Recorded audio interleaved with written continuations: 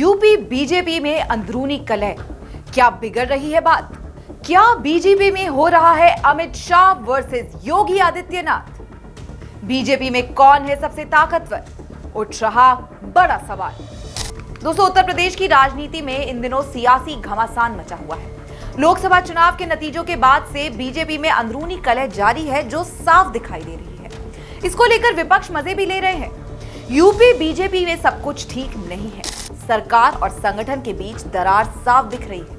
संगठन को बड़ा बताकर डिप्टी सीएम केशव प्रसाद मौर्य सरकार के सामने चुनौती ऑलरेडी खड़ी कर चुके हैं।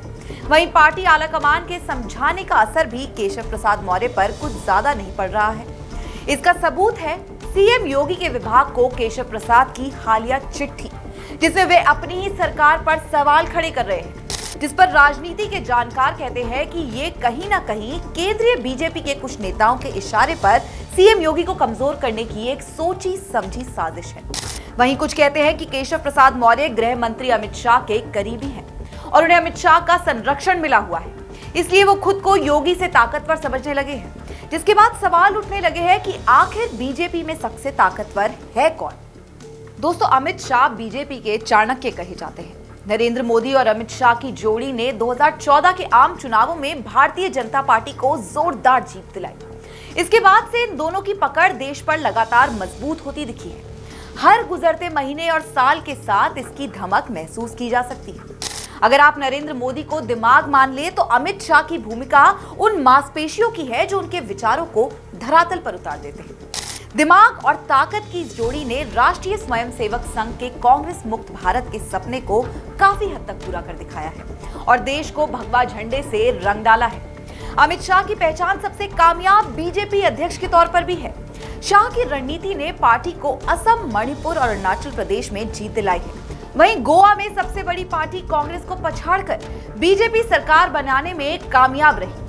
महाराष्ट्र में सबसे बड़े दल के तौर पर उभरने के बाद बीजेपी ने शिवसेना के साथ गठबंधन करके सरकार बनाई। इतना ही नहीं, पहली बार बीजेपी पीडीपी के साझेदार के तौर पर जम्मू कश्मीर में भी सत्ता में आई और इसीलिए बीजेपी में अमित शाह की हैसियत और कद काफी बड़ा है। साफ है कि अमित शाह को जितनी ताकत नरेंद्र मोदी से मिली है, उसी हिसाब से वो मोदी के भरोसे पर भी खरे उतरे हैं।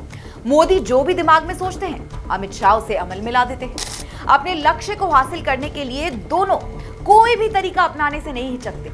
उनका इरादा केवल लक्ष्य को हासिल करना होता है। वहीं योगी आदित्यनाथ का रुतबा भी बीजेपी में कम नहीं है। दोस्तों, इसका एक एग्जाम्पल बता देते हैं आपको, जिसकी चर्चा अक्सर यूपी की राजनीति में होती रहती है। बात है साल 2017 की, जब योगी आदित्यनाथ ने पीएम मोदी के करीबी और पूर्व नौकरशाह एके शर्मा को यूपी का डिप्टी सीएम बनाने से रोक दिया था।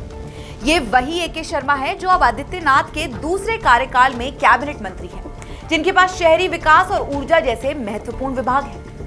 वहीं ये भी सच है कि आदित्यनाथ मोदी के विजन के पूरक हैं। उन्होंने अक्सर मोदी की शासन शैली को कॉपी किया है। आदित्यनाथ की पहचान फायर ब्रांड नेता की है। योगी आदित्यनाथ ने खुद को मजबूत मुख्यमंत्री के तौर पर एस्टैब्लिश किया है, जो टकराव से नहीं कतराता।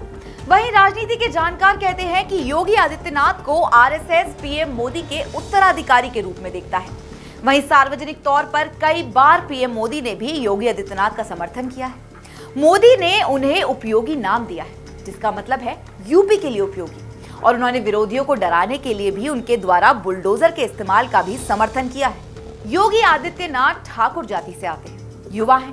राजनीतिक प्रभाव के अलावा योगी के पास धार्मिक प्रभाव भी है। बीजेपी ने खुद दूसरे राज्यों में योगी का इस्तेमाल किया है।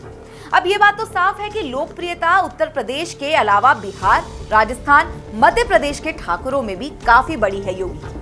आज की डेट में मोदी शाह की जोड़ी को छोड़कर भाजपा के पास शायद ही कोई ऐसा नेता हो जो भगवाधारी आदित्यनाथ जितना गतिशील या देश भर में आसानी से पहचान बनाने वाला हो।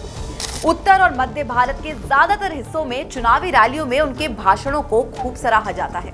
इसलिए ये बात तो सही है कि अमित शाह की पूरे देश में ना उतनी अपील है, ना जाति के मामले में कोई बढ़त है।